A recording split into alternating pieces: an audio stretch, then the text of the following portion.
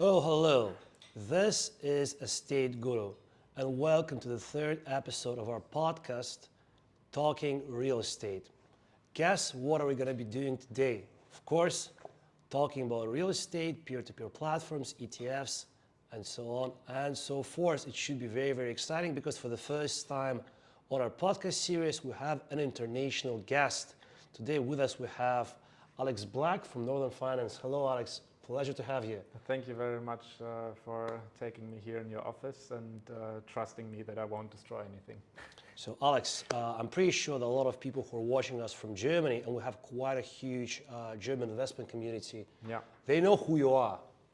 Might be that Yeah. that you are the reason why they're here. Maybe. But for the people in Finland, in the Baltic states, and all other countries Yeah. where our show is being enjoyed right now, can you please talk a little bit about yourself and why are you interesting enough to be in this chair right now? Okay. So my name is Alex Black. I'm an expert for peer-to-peer lending and exchange-traded funds. I cater my content that I produce on YouTube and also online on my website for investors between 25 and 45, mostly male, to be honest. And I have been doing that for 5 years now. Also started with Estate Guru, Mintos, and a few other platforms. Started it basically as a hobby when I was still in college, and now it's my full-time job. I have a few people in my team who help me with it. And I'm, fortunate enough to be sitting here today and tomorrow speaking at the FinFillers conference. So I know a few things about peer-to-peer lending and crowdfunding and really enjoy the topic and going in depth there. Before I used to be in investment banking, in mergers and acquisitions, in corporate banking as well. But I much more enjoy actually helping people and reaching much more people than only some rich guys with their newest acquisition. So I really enjoy doing that. Well, I can assure you, you're helping a lot of rich guys on our platform as well. Yeah, probably true. As I understand, it's not your first time in Estonia. No, I was here in 2019, summer of 2019, before COVID. So 4 years ago. Yes, 4 years. 4 years for Tallinn is quite a lot of time. What do you think about the city? How did it change? Quite a lot of new developments I see everywhere, and all these wooden houses are replaced with more modern ones, and Tallinn has developed quite a lot since then. And I really enjoy the city. It's not too big and easy to reach with plane and everything. And it's a nice city. It's also pretty close to Finland, my second home. So I can understand a few things around here. Language is similar, so that's nice. So some of my colleagues took you on a trip to see some projects that Estate Guru financed. Right. What is your opinion? Right, so we had one project that is developed 5 minutes from here. I don't know the name of it, but it's like this family company that is developing it. It's 25 years old, this family company, and they did exactly that. They replaced those old wooden houses with a new modern development, also with parking garages under there that weren't there before. Really like that. And also one development I found particularly interesting that was financed on Estate Guru for 3 million with a value of 5.5 here in the old town, where so many of the old structures had to be kept in place while also doing this massive rehaul of basically everything, and electricity and everything had to be done new. And that was really interesting because you had a bomb shelter below it, and this one is converted to a restaurant now. And I find that quite amazing to make good use of the space that you already have here.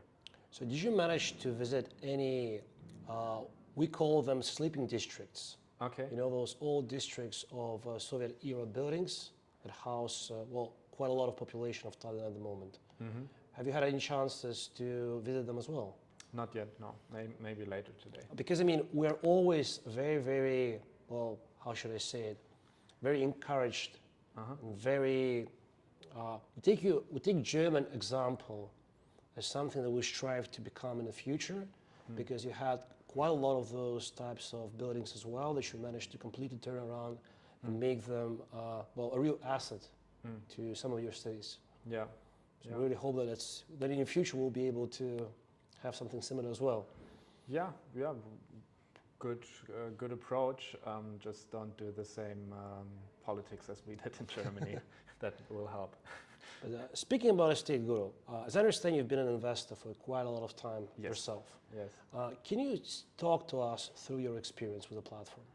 Right, so Estate Guru went really smooth for me. I started in, I think, 2016 or 2017, sometime around that, and I steadily built my portfolio. Now I have about 10,000 euro invested.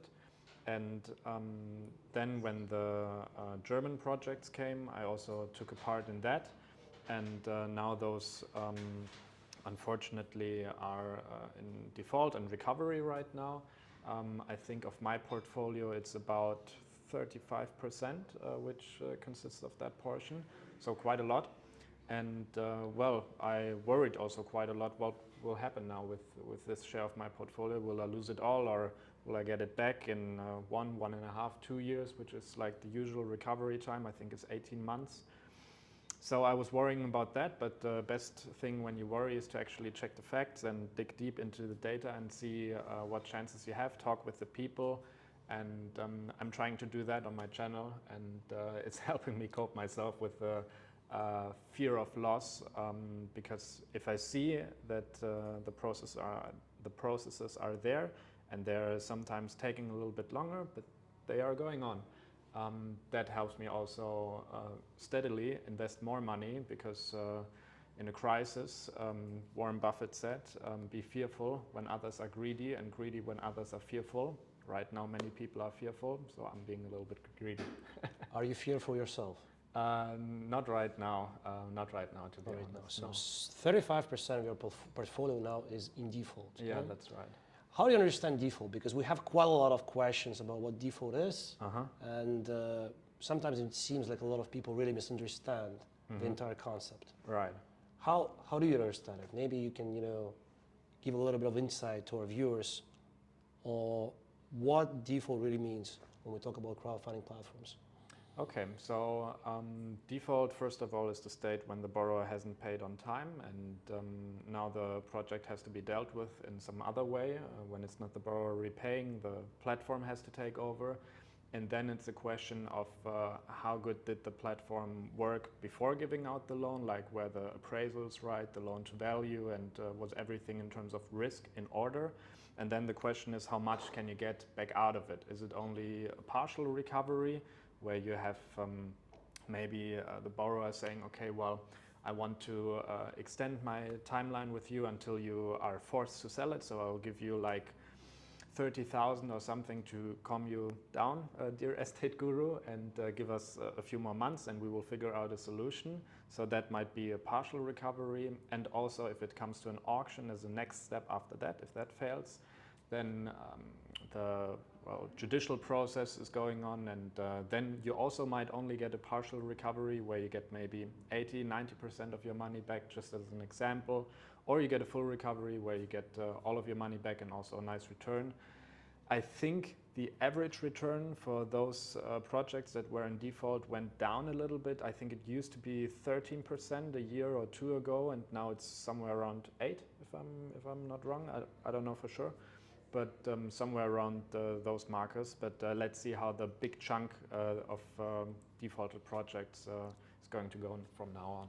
So obviously you're from Germany. You have much more experience with German crowdfunding realities and actually, German regulations.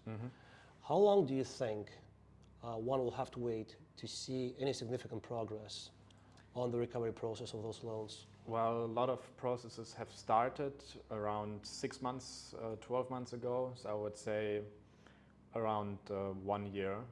Then you should have the definite results. So I think it takes 1.5, 2 years, something like that, with the period that's already passed. Like the projects have defaulted for a few months now, and I think it will take in total 1.5, 2 years until we know if those can be fully recovered, or in the other case, not fully recovered. But as I understand, it's going to be very, very beneficial if during this time the value of the collateral increases. And for that, the real estate market has to grow as well. Yeah. How would you evaluate the situation in Germany when it comes to real estate market at the moment? So real estate market in Germany is difficult for sure. We have many cities where the price of housing real estate has gone down not so much actually, by around 2% year over year. But if you look at the commercial real estate, for example, for supermarkets or for offices especially, both have gone down by I think about 10% year over year. And you don't know which deals went over the table without being accounted for in those statistics. Might also be a steeper decline, so maybe 15%, maybe even 20%. We don't know, but let's hope that the decline is not too sharp and the recovery will start soon. I mean, we just got the data 1 week ago that Germany is officially in a recession right now, so also not a good indicator. But maybe when these projects go to an auction, the recovery of the economy will start. Maybe we will get out of the depression at that point. But I hope you guys don't have to sell at the lowest price possible, of course. We hope so too. Yeah. I mean, I was evaluating the data, and it was very interesting because in 2008, in Estonia was one of the most difficult years when it comes to real estate. The decline in price was spectacular. Right. And it took around 10 years, a decade, Okay. for the prices to be restored back to the 2008 levels. Germany, on the other hand, had no decline whatsoever during this time. It was steady growth throughout the past, how much, 20, 30 years? Yeah, it was a long time. So right now, when let's say the entire Western civilization is either entering recession, in recession, worries about recession. Yeah. In Estonia, we just see the slowdown of growth. We're not growing as fast as we used to 1 year, 2 years ago. Yeah. But in Germany, actually, the housing price index is declining already. Over the past, I would say, 2-3 quarters, Yeah. we see a decline. Do you think that this is the bottom that we're going to see, or do we have a lot more to go until we bottom out? Well, nobody can say what the future is for sure. There are so many factors that we can't even account for. In general, I'm an optimist. I invest my money for the long term, and that's why I could worry a lot about many factors influencing my investment decision that I have no control over. Or what I do, I don't worry so much and put the money there that basically I can afford to lose. Even it would hurt, of course, but I can afford to lose it and invest the rest of my money somewhere maybe that is more safe if I feel that this is too much risk. So this decision everyone has to make for him or herself, but I can't predict how the economy is going to go. I can assume it will recover, but I really don't want to make like a prophecy in 12 months we're out of it. No, obviously we can't make any predictions. We don't have a crystal ball. Also, we can't give any financial advice. But what we can talk about is what are your current investment decisions? Sure. What are you doing right now? How are you performing in this current market? Right. So I'm making my investments very public. Each month I publish an update, like how much I invested, where it went, and how the results have been so far. I really enjoy doing that because I like transparency, and if I talk about investments, I think I have to show everything that I do, because one of the phrases I use is put your money where your mouth is. So I'm not just talking about it, but putting a lot of my own money in it. So where I put my money right now, around 80% is going into the stock market, so in exchange traded funds. I have a combination of an MSCI World and MSCI Emerging Markets. Usually you do 70% world and 30% emerging markets. I like to be a little bit more offensive with the emerging markets because I want to take a little bit more risk. I'm still a young guy. I hope I have a few years until I retire. So I have a 50-50 split of world and emerging markets. So that's 80% of my portfolio. And then 15% is going into peer-to-peer lending and crowdfunding platforms like Estate Guru, like Mintos and many other players. I talk about quite a few of them, and then 5% is in crypto and gold, and also some stuff like T-bills from the United States that I recently bought. So the short government bonds, they yield around 5% now, which is pretty attractive if you ask me. And otherwise I also have a reserve, but that's the whole pie of my investments that I make, and every month in this constellation basically. So when it comes to State Guru, what do you like right now? What do you invest in? If I like it right now? I mean, what are the projects that you like right now? What do you invest in? What regions? So the German projects have all stopped. If they start again, I will put my trust in them again. I mean, there's now a whole new leadership over there. I put my money mostly in projects that have lower loan to value. Like, I don't like to go for the very high loan to value projects. And otherwise, I like to focus a little bit more on the housing projects than on the commercial real estate, because I think the risk now is a little bit higher in those, and it's not really accounted for, in my opinion, in the interest rate. But that's just my opinion and no advice, as you already said before. But yeah, that's how I do it, and I try to invest around 200 euros or something like that every month, sometimes more, sometimes less. But now I'm standing at 10,000 euros with my portfolio, and I'm trying to expand it like on a continuous basis. But over the years, how much has your portfolio from Estate Guru appreciated? So up until the big chunk of those loans came, where you these 35% of defaulted and now in recovery loans. Before that, it was always around 9.5 to 11%, 11.5% in the peak, but that was a few years ago. I would say realistically 9.5, 10.5% per annum. Per annum. Yes. Per year. I mean, that's not a bad return over the It's a great return. It's a great return, but that carries risk, and some of that risk has now realized. So for aspiring investors who are just using, who are just getting used to the platform, right? Platform is quite complicated. There's a lot of things to consider. There's a lot of information to go through. How would you describe your analysis process? What is the most important thing? Second most important? How do you build your analysis? Okay.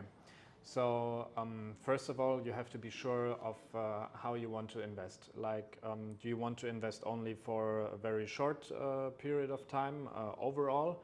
Then many of those a little bit longer loans are out automatically. I personally do not care so much, because I invest for 10, 15, 20 years in total, and if a project is going 3 or maybe even 4 years, that's okay with me if other parameters are all right. I set up an auto invest that I thought about once very intensely, because I don't like to pick with hand basically, but set up an auto invest once and then let it do its work.